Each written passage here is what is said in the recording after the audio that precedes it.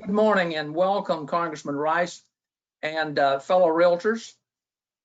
Thank you for joining us today. My name is Charlie Ray and I'm from Conway. It's my pleasure this year and for a number of years in the past to serve as the FPC or the Federal Political Coordinator for Representative Tom Rice. Tom represents the 7th Congressional District in South Carolina, so we're delighted to have him with us today. And now I'll turn this over to Owen for some comments. Thank you, Charlie. My name is Owen Tyler. I'm from Charleston, and I serve as the 2020 president for South Carolina Realtors. We're honored to have Congressman Rice with us today, and we thank him for his leadership in Washington, D.C., and his support of the real estate industry and home ownership and commercial real estate as a whole.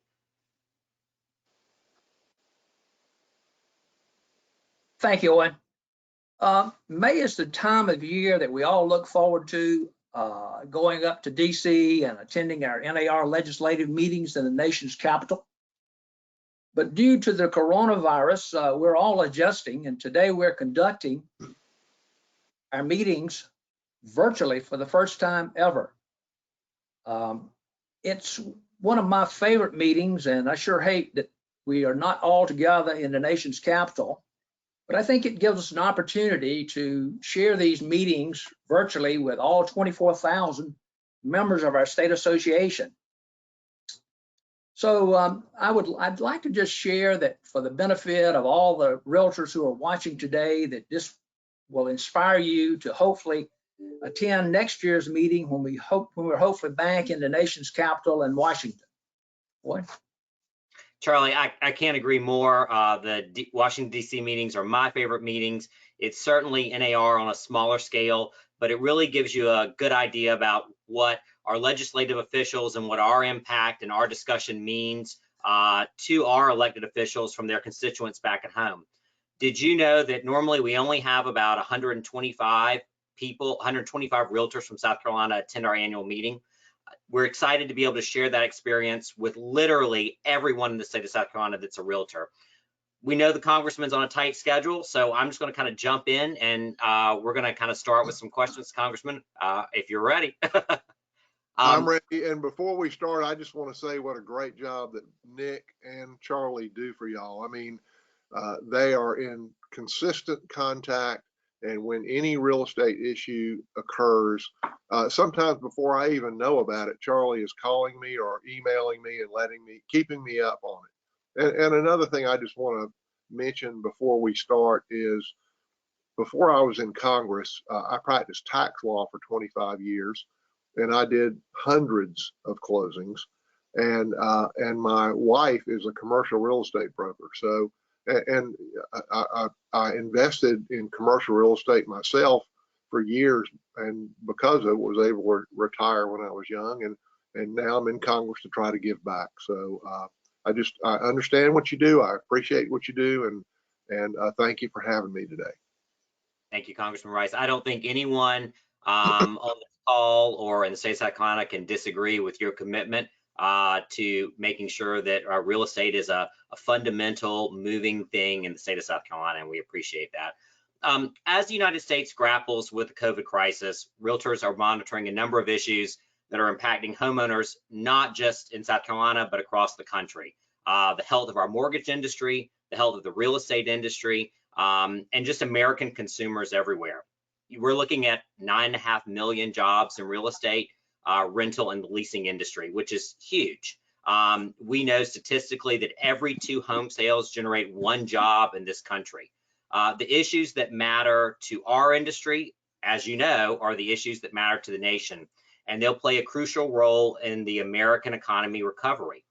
We urge you to consider these factors, Congressman, when you continue to act decisively on Capitol Hill in response to the crisis, and we do sincerely thank you for all your efforts you've made during this difficult time. Well, when I went to Congress, my 3 top priorities were jobs, jobs, jobs. I wanted everybody to have opportunity, and I think we came a long way from 2012 to where we were just 2 months ago. And it is it hurts my heart that all that hard work has been set aside by a virus. But we've also worked hard during this period to make sure that we kept the economy in a place where it could rebound quickly. That's why we've worked so hard to keep small businesses, the framework of that set up. So 2 months ago, all 8 of my counties, and I have 3 counties that are 3 of the poorest in South Carolina, and Marion, Dillon, and Marlboro. All 8 of my counties were below 5% unemployment. Most were below 4% unemployment, which is an astounding thing given in 2013, Marion County, South Carolina had a 16% unemployment rate. So again, I'm proud of how far we've come.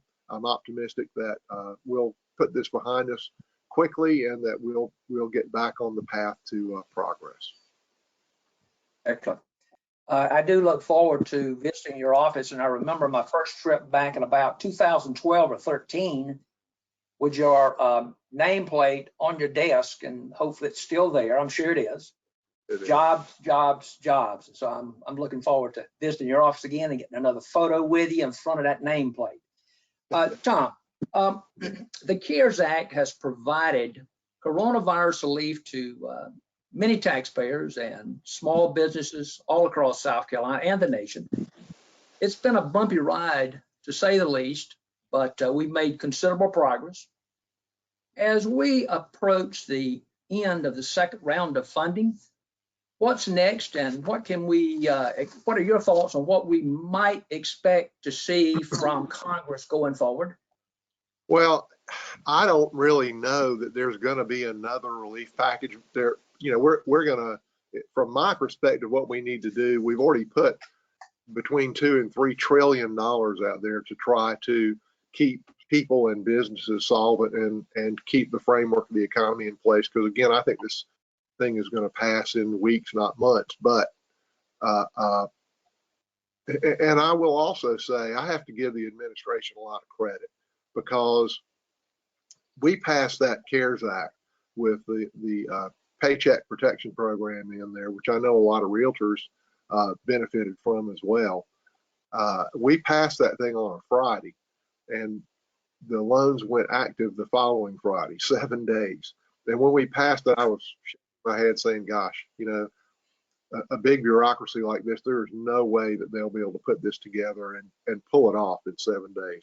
And I'm not saying that there weren't some wrinkles along the way, but my God, they were closing loans or they were approving loans 7 days later after the thing was passed. And they went through that first $350 billion in 10 days. And then we re-upped it.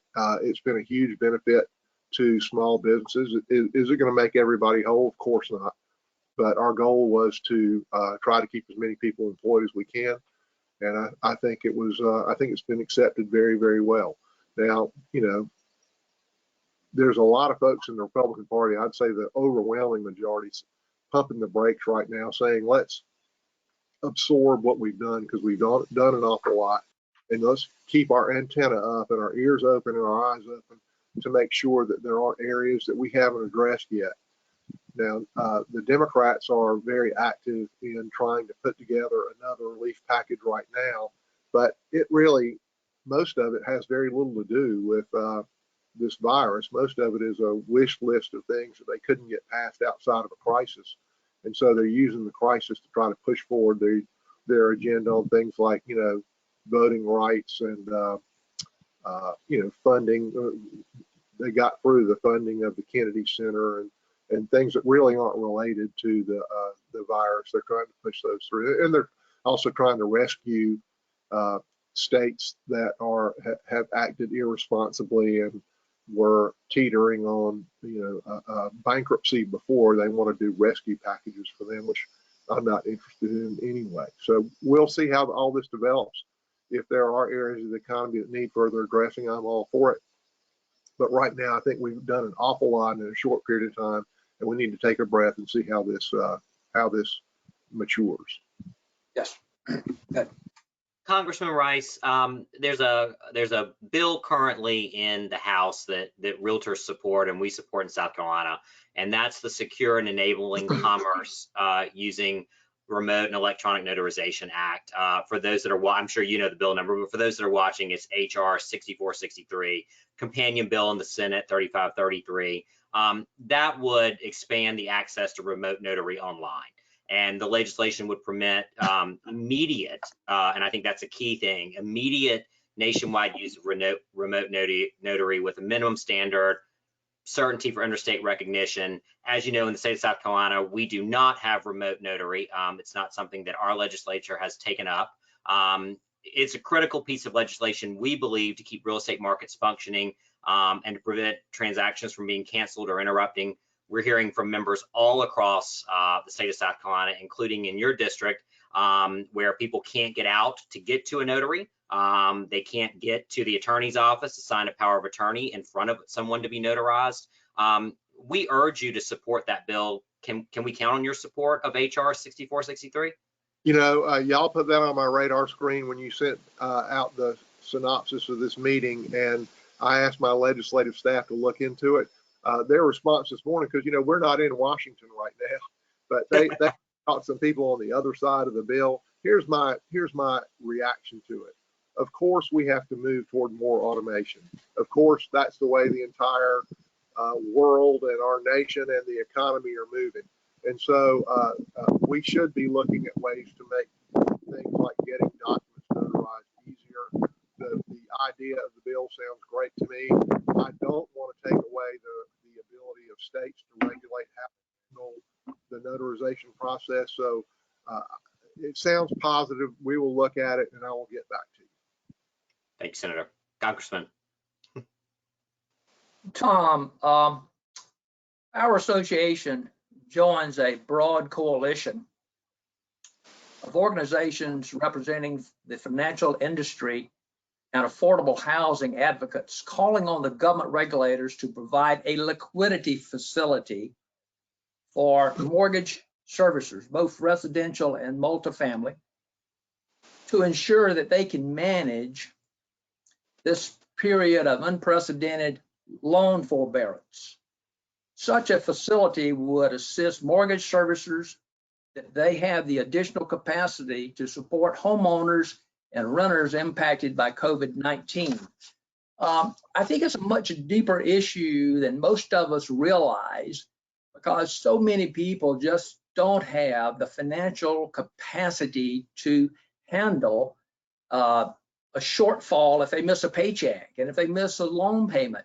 I just have concerns that a lot of people may wind up in foreclosure if we don't give them additional capacity to handle those deferred payments.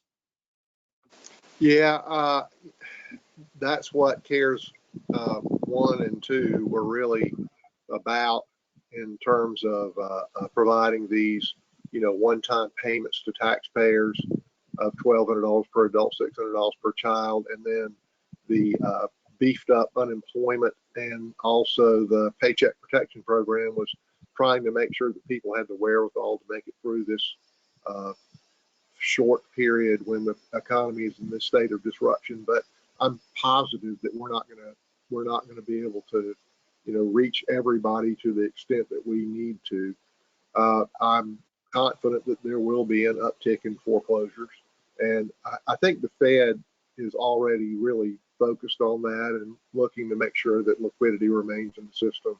You know, since the financial crisis, when banks have kind of stepped down as the overwhelming leader in mortgages, and non-banks have stepped into that role, I think the Fed is very, very open-eyed about making sure that those people maintain liquidity. So, you know, the Fed's working on that aspect. Congress is working on trying to make sure people, individuals, taxpayers, and businesses stay liquid.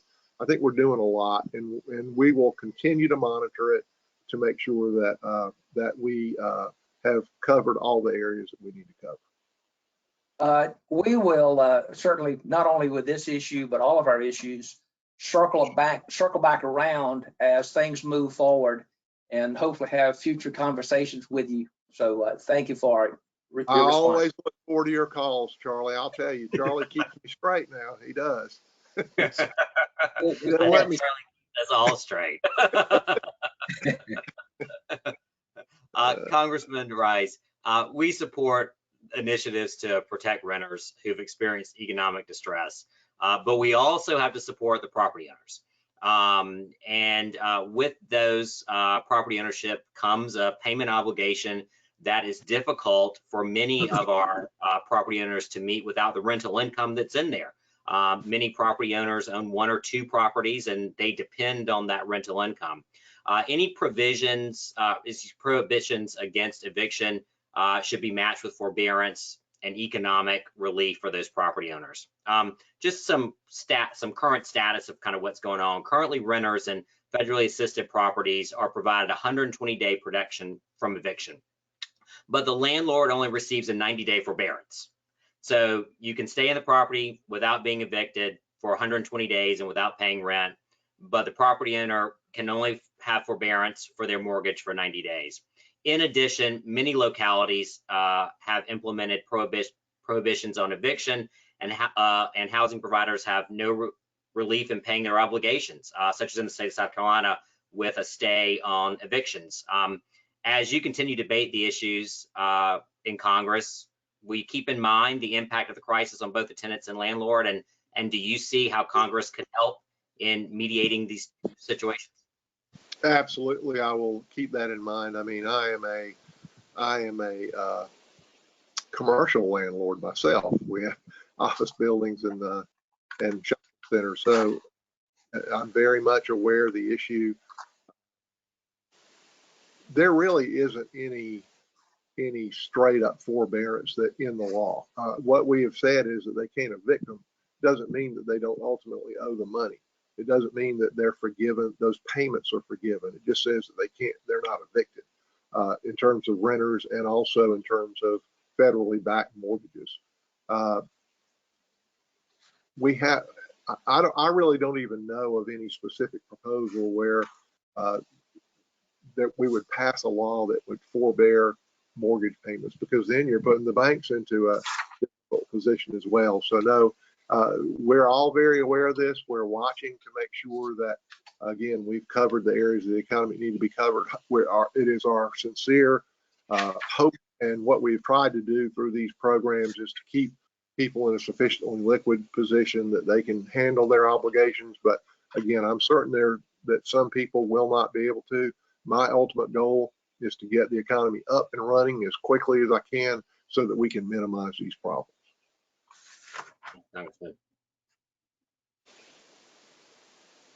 Tom, interesting concept that I'm just learning about that is being discussed in our association has to do with back in our last recession, back 2007, 2008.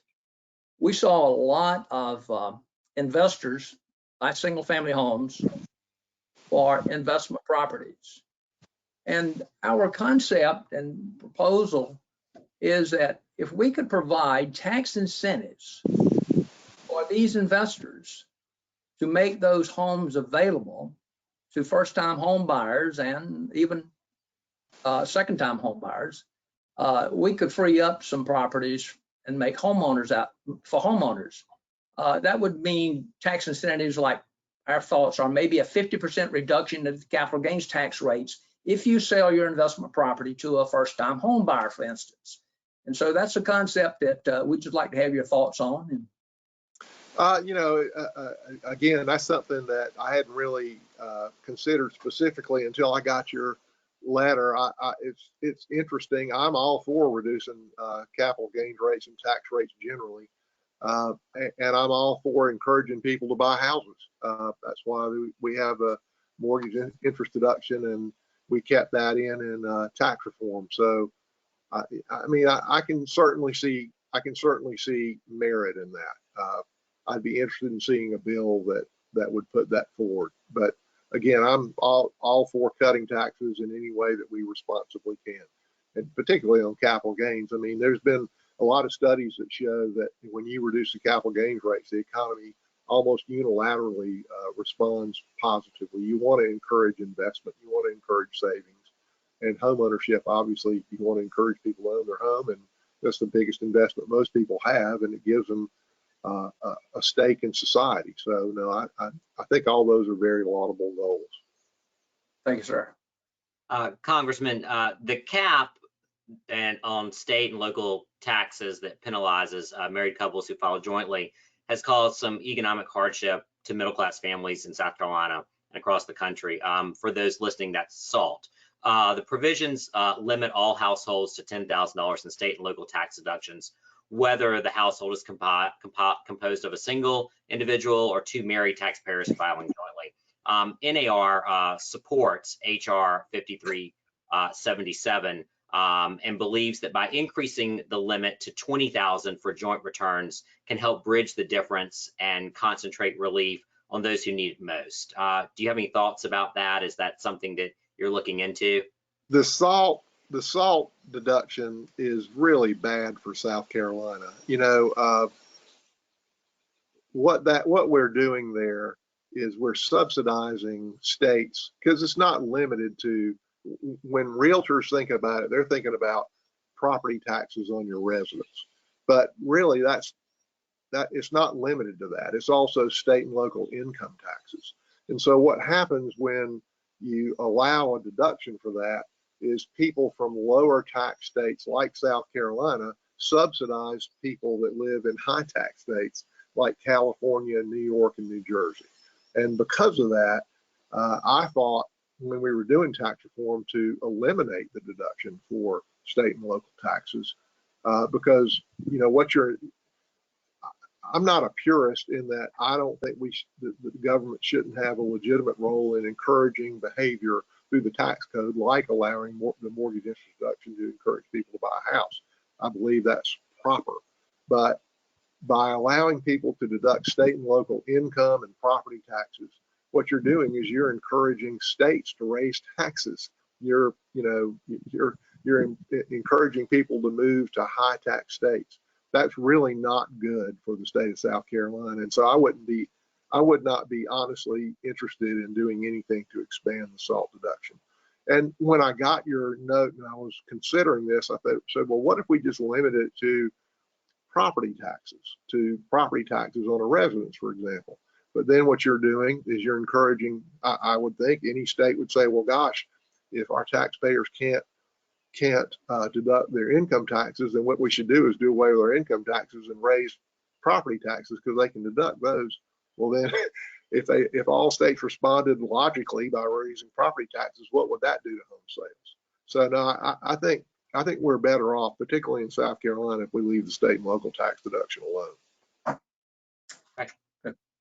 Tom, I recall well, I think about the first 5 or 6 years I visited with you in DC, always on our conversation was the topic of tax reform. And when you went to DC, one of your goals was to reform the tax code to make it more competitive on the worldwide stage. And thank you for your work. You got a great memory, Charlie. That is exactly right. Yes, sir. So anyway, yeah, you were persistent, stuck with it, and saw it through. And thank you for your hard work. So my question today: what are some areas are we likely to see any work with regards to any additional tax reform in the short term or even future, far term? I think that, you know, we had not reformed our tax code. The code before we reformed it was called the tax code of 1986. That was the last time we had done a major overhaul of our tax code. And in the intervening 30 years, other countries around the world had shaped their economic systems, including their tax codes, to beat us economically. And you could see the result of it if you looked at middle class wages over that 30-year period were stagnant. And this is why I argued when I met with you, Charlie, that we should move to make our tax code more competitive in the world. And I was very proud of the part that I played in that reform. And I was very proud of the results when all my 8 counties, including 3 very, very poor counties, were under 4% unemployment. I made the pledge, the chairman of the Ways and Means Committee, Kevin Brady, made the pledge when we passed tax reform that it wouldn't be 30 years before we did it again, that we would constantly monitor and make sure that we made changes where we needed to. Now, it's more difficult that we don't control the gavel in the House anymore, that Kevin Brady's not the chairman, he's the ranking member, and that, you know, the folks on the other side of the aisle have different objectives than making America competitive or necessarily growing the economy. Their objectives are different. And so it certainly makes it more difficult. I expect we will see tax reform more frequently than we have in the past, but right now, with the administration and the Democrats kind of at loggerheads, it's just going to be a little more difficult right now. Yes, sir. Thank you. Congressman, I'd like to switch topic from tax a little bit to healthcare. Most realtors are self-employed, as you know, and they're independent contractors. Nearly 2/3 of our membership obtains their healthcare coverage from a spouse who is employed, Medicare or the Affordable Care Act, while 10 to 15% from our surveys remain completely uninsured. NAR has been monitoring legislation for some time and regulatory changes to extend the testing and treatment and coverage options affected by COVID-19. And thanks to Congress for the phase 2 and phase 3 provisions on the issue. What we ultimately would love, and I think that COVID-19 spotlights this problem, is for our members to be able to join a association healthcare plan, which are often more affordable and provide a higher quality healthcare option than Medicare or Affordable Health Care Act. How can you help us with this? The association health plans have been done by the administration under exceptions that were allowed under the Affordable Care Act. And this administration has been obviously more amenable to opening up those exceptions than the Obama administration was, because they were trying so hard to protect the Affordable Care Act. The unfortunate part about the Affordable Care Act is that the effect of it has been to more than double the cost, the premiums on health insurance, which has driven a lot of people out of the market. I didn't know until you sent me the materials that 15% of realtors didn't have health insurance. Nationally, I think the percentage is about 9% of all Americans don't have health insurance. When the Affordable Care Act was originally passed, 15% of Americans didn't have health insurance. After the Affordable Care Act went into place for several years, it dropped down to 9%. So we were able to cover 6% more people, mostly by giving those folks health insurance.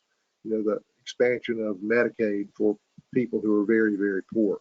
But the cost of giving those people health insurance and also putting these requirements on health insurance companies, the health insurance tax, the Cadillac insurance tax, the tax on pharmaceuticals, the tax, all these things drove up health insurance. And also the requirements of health insurance coverage, where they required that everybody buy maternity coverage. Charley has to buy maternity coverage. You have to buy maternity coverage. I have to buy maternity coverage, even though it's unlikely that Charley and I, at least, are going to be using that anytime soon.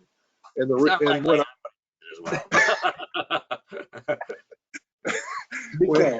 when I had my law firm, I would buy maternity coverage for young ladies that were in, you know, the 20 to 30 range, if they were in new families and such, and wouldn't buy it for everybody else. Why? Because it costs 30% more to buy a policy that had maternity coverage in it.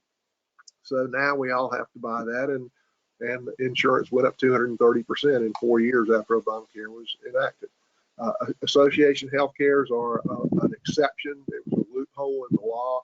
President Obama tried to stamp out that loophole. President Trump is working within the loophole. Why? Why can't we change the law? Because I promise you, the Democrats are so very invested in that law, they're not interested in doing any changes to it. I don't think you're going to see any legislation come out of Congress that opens up that loophole in any way, because again, the Democrats are so very invested in it. There is a challenge to the constitutionality of Obamacare. It will be heard this year, and so there's likely going to be some. It's either going to stand up or it's going to fail. There's a lot of talk that Obamacare will be ruled unconstitutional probably this fall. So then that'll open it back up to negotiation, and maybe we can come out with a plan that both covers more people and doesn't drive the cost up double. So that's the ultimate the ultimate goal. Thank you, Congressman. Tom, we've been talking about infrastructure for a number of years, and that's a real big, important issue for all of us in the 7th Congressional District and South Carolina, perhaps the nation. But really important to us, I'm hearing now some rumbling coming out of Washington that maybe we might see some infrastructure spending. And I don't know if it's meaningful infrastructure, but I sure would like to see us do something with regards to our surface transportation, maybe an I-73, coming out of this coronavirus crisis with public education and the importance of internet for our rural areas, which is severely lacking. I'd like to see something done with regards to broadband for the rural areas. So any thoughts on infrastructure spending and what we might be likely to see? I would think that it's getting, I mean, it has become more and more to the forefront. And I would say it's more likely now than it has been in a long time. I think that if something doesn't happen on infrastructure this year, it'll happen next year. I have supported, my first term in Congress, I put forth a increase in the gas tax offset by a decrease in the income tax to that would have supported infrastructure. I am all for it. You know, Charlie, when I talked about American competitiveness in the tax code, I also believe you can't have a competitive economy if you don't have world-class infrastructure, and our infrastructure is crumbling, and we need to do a lot more if we want to expect to be competitive in the world. Sir, thank you. Congressman Rice, are the experts telling you how long this crisis will last? When as a country we're getting back to work, we're certainly seeing things begin to open back up in South Carolina, but many of the feeder states to South Carolina, the people who visit us, whether to buy a home, move here for jobs, or even just on vacation, they're still closed down. When are we going to open back up? What are you hearing? And is there something you think that will restore American confidence? You know, on the one hand, there's only so much government can do to keep us shut down, and people just aren't going to put up with it anymore. They're going to come out anyway. And I think you're already seeing that. I think that there are absolutely areas of the economy that or in geographical areas in the country and areas of our population that aren't as risk and as subject to this risk, and those areas should be opened up. And certainly people who have been through this illness and come out the other side and have some level of immunity should be allowed to go back to work. And I'm all for opening the economy in a responsible way, and we can do that. But that being said, there's also a limit to what government can do in reopening the economy, because people's attitudes have changed, and people are a lot more wary now than they were. And I believe if Henry McMaster and Donald Trump put on bathing suits and came down to the beach in Myrtle Beach and said, everybody go on vacation, I still don't think everybody's going to go on vacation. I think we're going to be living with a changed attitude for quite some time, and it'll take a while for people to get over the fear of this and the shock of this. Now, there's certainly a lot of people in the population who aren't going to have ongoing concerns. Others are going to be very wary for quite some time. So I think the economy will be, what is it going to take to get past this? Ultimately, a vaccine. If we can come up with a vaccine and make, many, many more people immune to this disease, then I think that a lot of that fear will go away. Until that happens, I think there's the public, the economy is going to be more subdued for some time to come. Thank you. Tom, the CARES Act funding, do you have any idea, estimate on what percentage of the CARES Act funding may have gone to the real estate sector of the economy. Perhaps South Carolina and the nation, if you can drill down. If you count construction, it was a Yes. lot. Construction was probably the single biggest beneficiary of the PPP program. And South Carolina, I looked at those numbers about 10 days ago. We were, you know, we're a pretty representative state. We're slightly less than 1/50th of the 50 states in terms of population. And that's about where we were in terms of what we had received from the PPP program. So I think South Carolina fared pretty well. I heard a lot, you know, when we were going through it, and since we've been in this kind of self-isolation mode, I'm actually at my cabin right now. You can see in the background. But Owen, pardon this on my nose here. I was working on the tractor yesterday and whacked myself in the nose with a limb.